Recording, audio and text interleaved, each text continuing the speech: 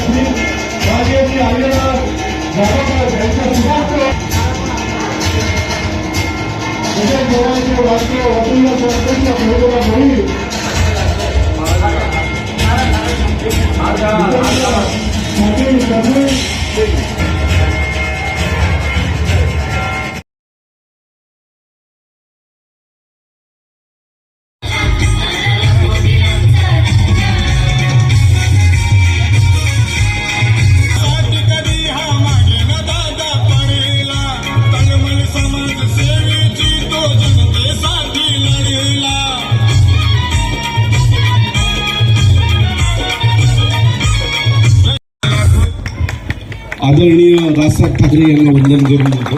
आदरणीय व्यासपीठ, जमलेल्या माझ्या बंधू आणि भगिनींनो, मुळात मला चांगलं आठवतंय की सचिनने काही वर्षापूर्वी इथे एक रिक्षा स्टँडचं ओपनिंग केलं होतं, बरोबर ना?